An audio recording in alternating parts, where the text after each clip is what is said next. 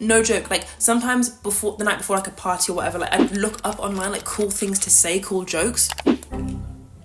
Like, that is ridiculous. That's how bad it was. Literally, in a group setting, I'm normally the most quiet person there. Like, I could be in a room of 12 people at a party and you'd forget I was there. Like, I don't say anything. I don't talk. I don't draw attention to myself. All the things that you're hiding about yourself are the things that your actual perfect group of friends, perfect group of people are gonna love about you. The more you hide it, the harder it is to find those people. I don't understand how our brains have been wired to think so much about other people. Like, I thought this was my life. Why am I thinking so much about everyone else? The biggest issue with it is when you are a doormat and you let people say whatever they want, you take it home with you. Like, it doesn't stop there. Like, you go home and you ruminate and you think about it. You think about what they've said. You know when people say that they're joking and it's like, you're clearly not joking. Like, you're making fun of me. Like, you're taking the piss out of what I've said or what I've just done. If you feel like you can't say no, I feel like you have no control over your life. But if you can say no, no is comfortable, you have a lot of control over your life.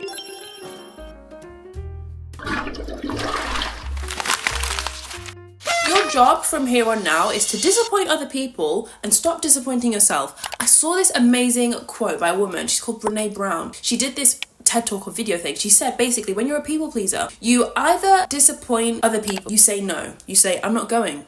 I'm not buying that. I'm not booking the Uber. I'm not doing the thing.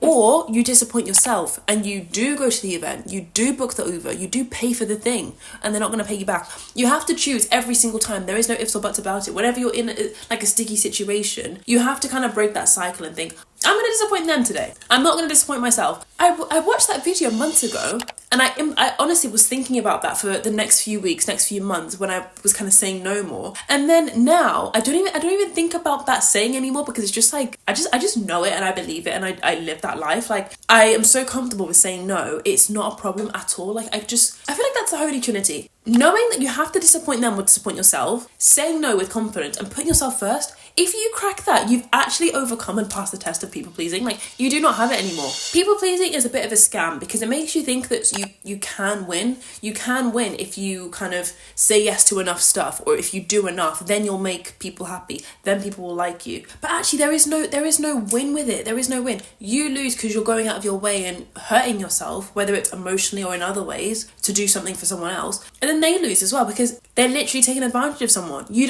don't want to be there. They're taking advantage of you in some way, shape or form. So it's a lose-lose. Your mind does a lot of back and forth thinking that you can kind of win in this situation. If I say yes enough times, then they'll realise, and then hopefully they'll backtrack. Hopefully if I say yes enough times to this thing, in the future they'll say no, and I get to be free. I don't have to do anything. It'll be a hands-off thing. You can think about every possible scenario you want. Reality always plays out in just a unique, different way to what you thought. Honestly, life gets better and you don't have to suffer as much when you just put yourself first. Like, disappoint them or disappoint yourself. It's an easy decision to make, but it's also quite tough. Start caring about what you think about you. You've heard everyone say, like, don't care what people think, stop thinking too much about other people, focus on you. You hear everyone say that, but it's so hard not to do that. Like, I don't understand how our brains have been wired to think so much about other people. Like, I thought this was my life. Why am I thinking so much about everyone else? Start caring about what you think about you means simple things like just sending a text message or standing up for yourself in a conversation in a group full of people where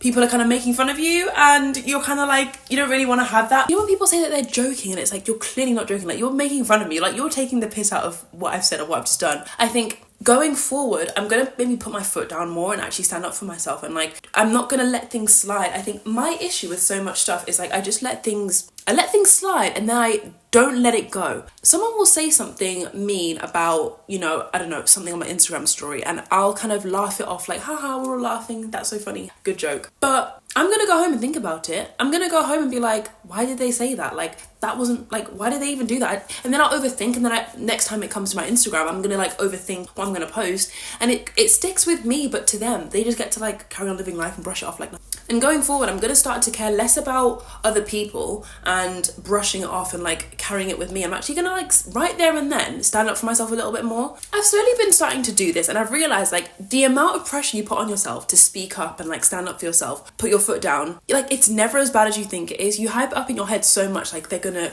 like, what are they gonna do, what are they gonna say, and you're scared. But honestly, people pleaser to people pleaser, if you identify as that, I promise you it's not that bad. I feel like I'm a much happier person now that I kind of put myself first in that sense. Like, I'm definitely not perfect at it, but I'm not like, oh, what do they got, a doormat? Like, I'm not a doormat the way that I used to be, where people could literally take the piss out of me in front of me and I would laugh along. Like, I was such a wet wipe.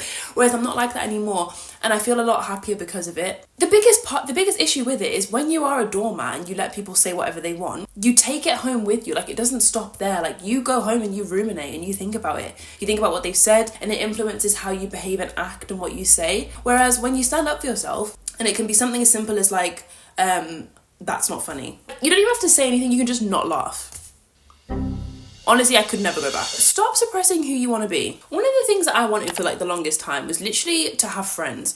I remember in my first few years of uni, I was fresh out of college, like sixth form, I was 18, just started uni, and I never had like proper friends throughout high school, throughout college. I struggled so much to like know how to make friends, and like my friends now, because I have friends, they call me autistic for this, because they're like, how do you not know how to make friends? Like, how do you not have that skill? But I think if you struggle with friendships during high school, you're absolutely going to struggle in university. And that's not to scare anyone who's a bit younger, but like you always think, when I go to uni, I'll have all these amazing things. I'm going to have friends. I'm going to go out loads. I'm going to wear cool outfits. You're the same person though. You're the same person, same name, same outfit, same clothes, same habits, same personality, just in a different place. Like, you can't think that the environment is going to flip you into a different person. It will definitely change you for sure. It'll push you out of your comfort zone. But I had the bad habit of thinking like, oh my God, I don't have any friends. I want to make more friends. When I go to uni, that's when it's going to happen. And it didn't. And it literally, like, it made me devastated. And I remember thinking, like, if I have a group of girls, then I'll be able to I'll be able to be myself, like, my personality, I'll come out of my shell more.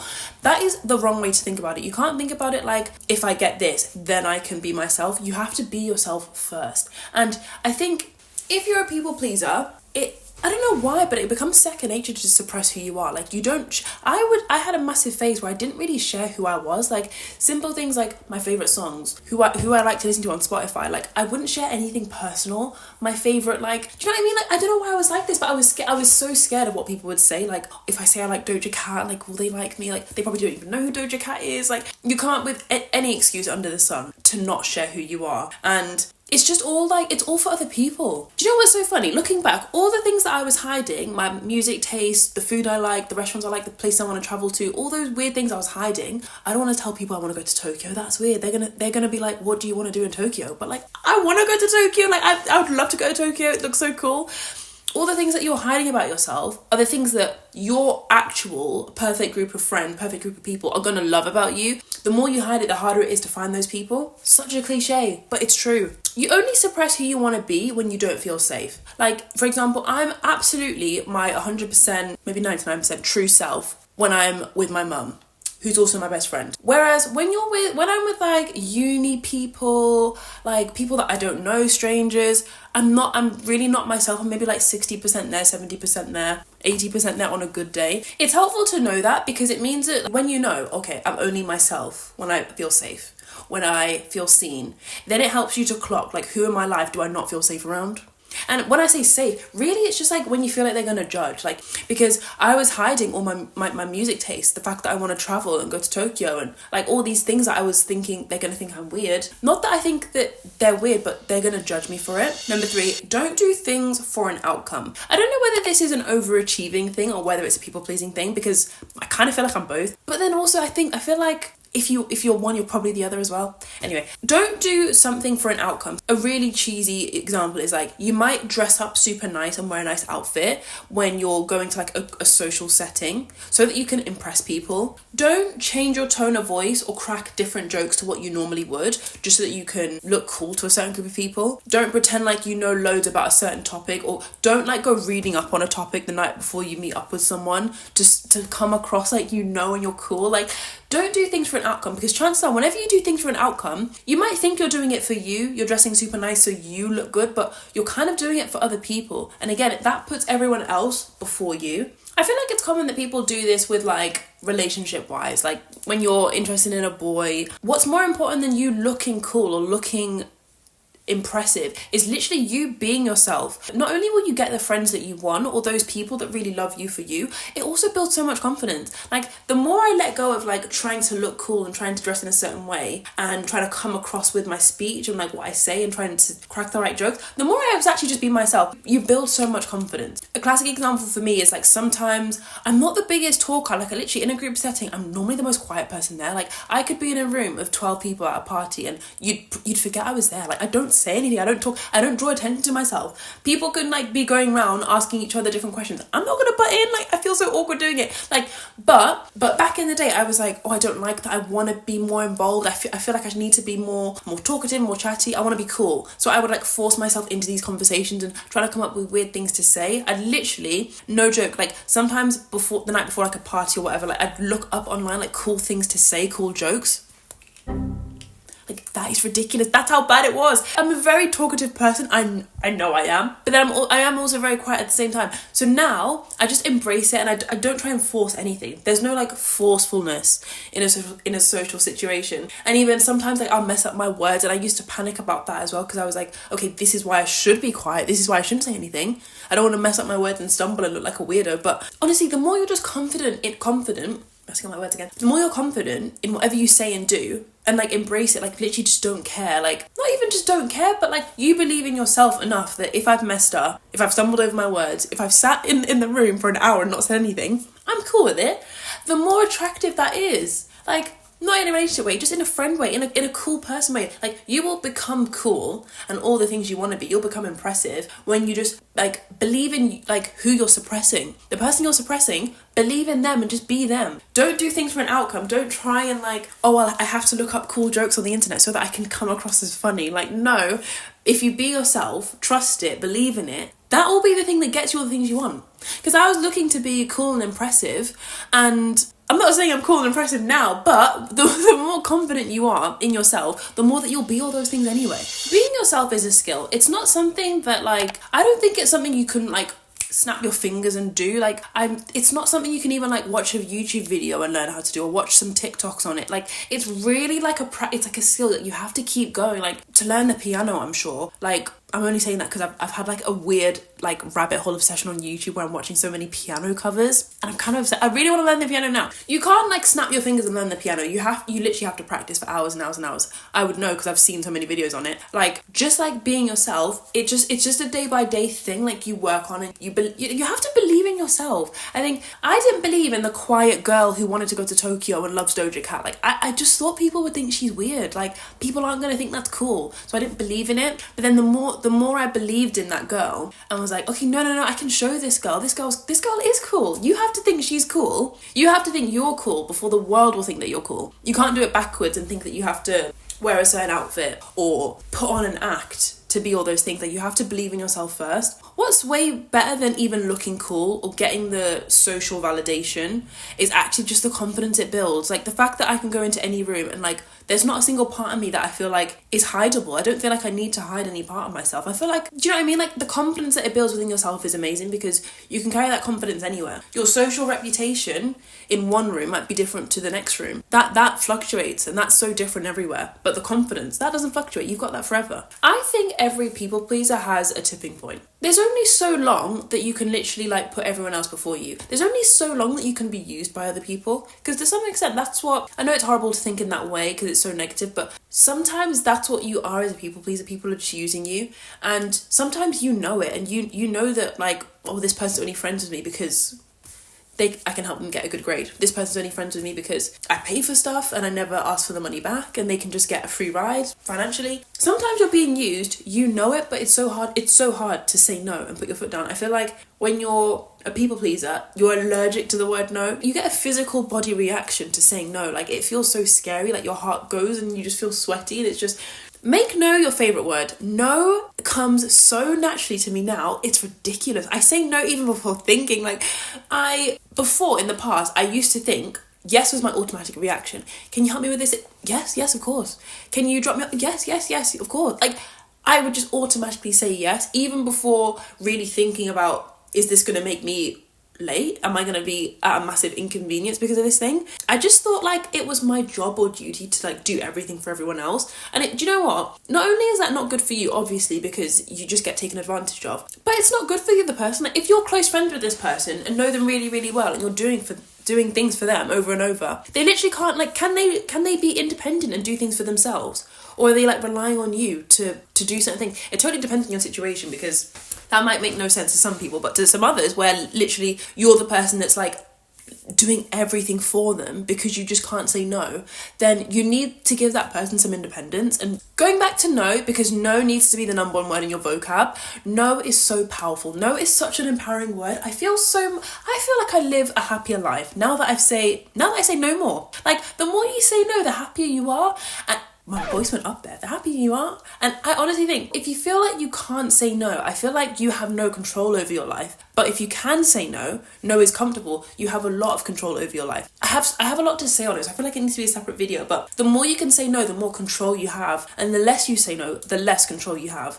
The easiest step as a people pleaser to kind of get in the right direction and be more you, live life for you, is honestly just to say no more. And it sounds scary. I've been on the other side of it and I've been terrified to say no to friends or to my mum, or a random email asking me to do so much for them, read their personal statement, do their application for them, and I'm like, I don't really have time for that. Like, even when it's anonymous over an email or text, it's just so scary to say no. But honestly, the thing that kind of tipped me over the edge and made me realise like this is actually ridiculous, I can just say no, is they probably won't care when you say no. Like, I promise you, I don't know, it doesn't matter who it is, whether it's literally your parent, your sibling, like, no matter how significant you think it is, people don't care as much as you think they do. I know that sounds awful, but, like, it's actually true. Like, I can't even think of the last time someone said no to me and I cared about it. Like, if I ask someone for help and they say no, I'd just move on. Like, I wouldn't take it personally. It doesn't mean anything to do with me. I don't ask for help that often, so maybe that's why I can't think, but like, it's never that deep. It's always so much more inflated and like heightened in your head. They don't care that much. And you know, the biggest thing that will help you kind of overcome being a doormat, being a pushover, being a people pleaser, is asking yourself, why do you even care about what other people think? For example, everyone cares what people think, but we all care for different reasons. For example, I definitely cared, and I still care now, because I have a massive fear of judgment. It's diminished massively, but the idea of someone judging me, saying something horrible, getting negative comments online, that's big for me. It's like a judgment thing. But for other people, I know it's actually more like being left out of the pack, like not being included, like an exclusion sort of thing. Other people, it's more how they'll be perceived. Like, they care a lot about the image that they put across, and they're building up an image and acting out a certain persona so that people see them a certain way. And if they're perceived differently, then that's quite like emotional. So the reason why you put everyone before you, the reason why you say yes all the time, once you get to the root of that, that's actually when things start to change, because, you know, you can't fix people pleasing, you have to fix the thing underneath it. That's why I was a game changer when I started to just be myself and like have confidence, because then the judgment thing just went out the window. I wasn't scared about judgment because I had confidence in myself that I didn't need from everyone else. I wasn't looking for like positive comments from people or like compliments. Like, I didn't need them. Like, I had myself sort of thing. I really hope your people pleasing days are over. People pleasing is such a chokehold. It's so exhausting. It's a full-time job, let alone like whatever job you have on top. Like, to put everyone else before you is exhausting. Everyone has a tipping point. If you've watched this video, I feel like you're nearly there, or you are there. And I promise you, the hardest bit about overcoming it is just the stuff in your head. The stuff in your head is the hardest bit. Like, the actual physical saying no, or just the physical not going to disappointing someone. Like, oh my God, it's a lot easier than you think. I really hope this helped. Let me know what you think in the comments. I'll see you in the next video. Bye.